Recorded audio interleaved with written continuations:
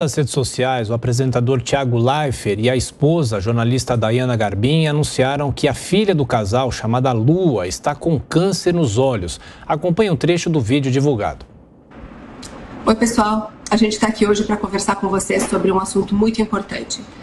No comecinho de outubro do ano passado, a gente descobriu que a nossa filha Lua está com câncer.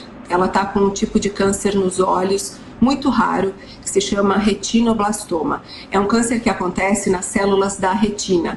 Elas acabam tendo um crescimento desordenado e acaba formando tumores, que pode ser em um olhinho só, ou como no caso da nossa filha, bilateral. Ela está com um tumor em cada olho. É muito difícil descobrir esse câncer e é por isso que a gente está gravando esse vídeo para vocês. Bom, a equipe da Jovem Pan conversou com a médica oftalmologista especialista em cirurgia de retina, Marina Rosenblatt, que explicou o que é o retinoblastoma. Acompanhe. O retinoblastoma, ele é o tumor maligno ocular mais comum da infância.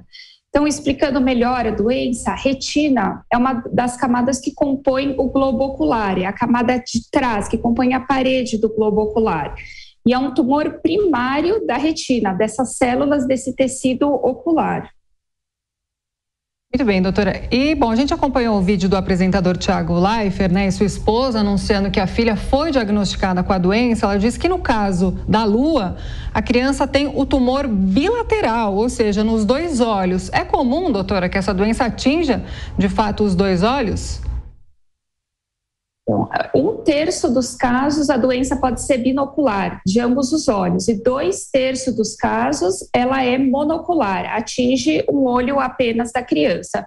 Ambas as situações são graves, né? Como eu falei anteriormente, trata-se de um tumor maligno da infância e que, assim, requer uma intervenção imediata, um diagnóstico precoce e um tratamento precoce também.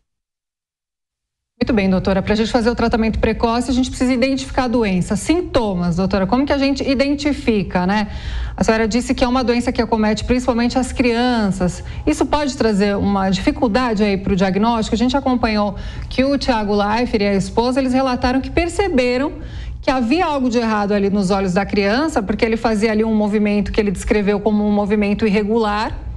Ele notava, ele chegou a falar para a esposa várias vezes, a esposa ignorou, disse não, são os olhos dela, não tem nada. Depois eles acabaram identificando um reflexo branco, como se fosse olhos de gato. Quer dizer, essa observação, doutora, porque a gente está falando de uma criança, ela é fundamental.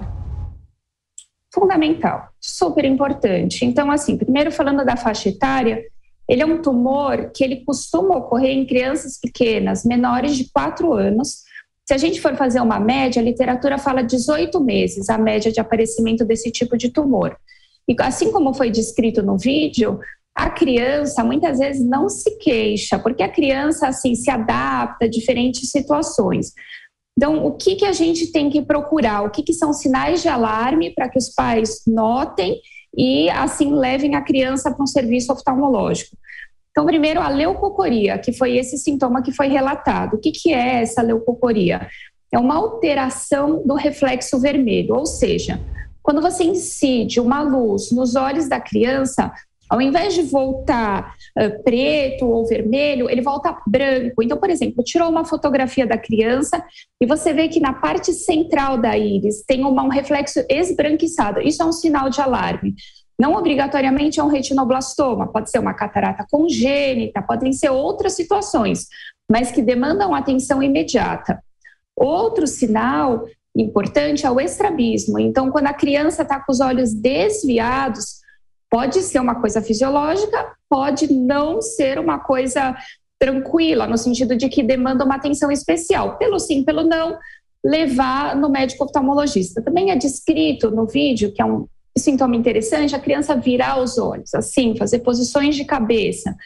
Outra situação, o nistagmo, que é essa questão do movimento ocular. Então, você vê que o olho da criança, às vezes, ele não fixa, ele tem movimentos oscilatórios, também demanda atenção. E o principal, pelo sim, pelo não, a criança pode não ter nenhum sintoma em quadros iniciais. E é fundamental que essa criança, no primeiro ano de vida, faça uma consulta oftalmológica com um médico especialista e que dilate a pupila dessa criança, para que faça, então, uma busca ativa de qualquer doença que eventualmente possa estar presente e que não manifeste nenhum sintoma. Importante essa informação, doutora.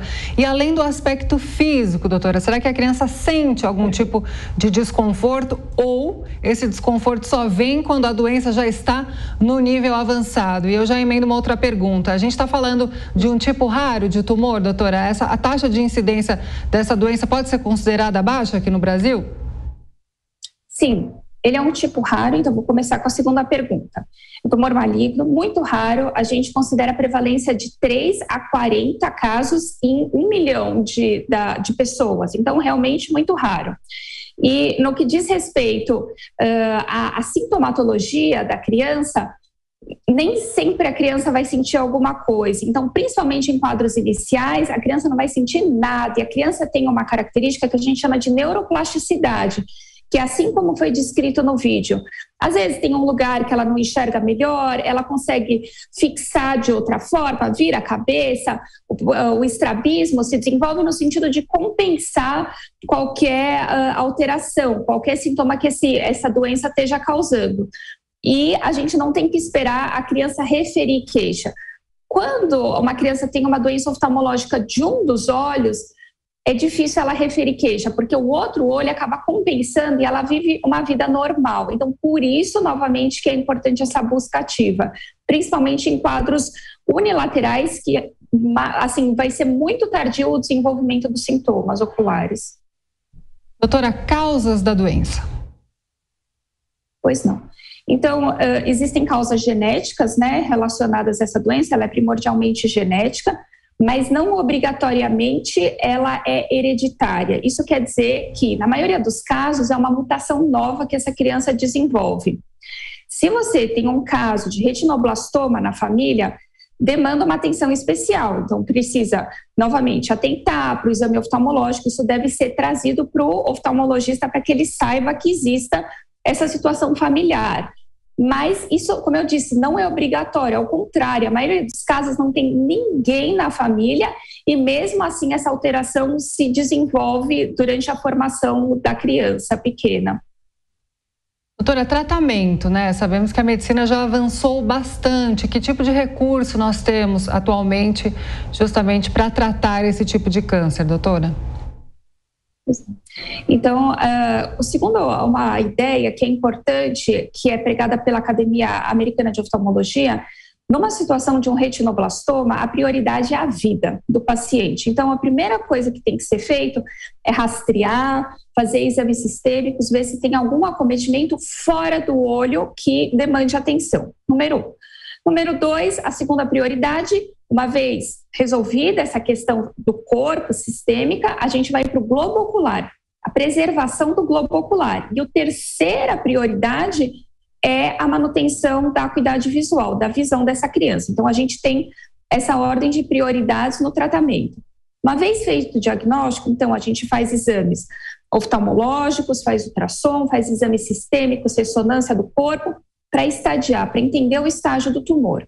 E aí parte-se, então, para o tratamento.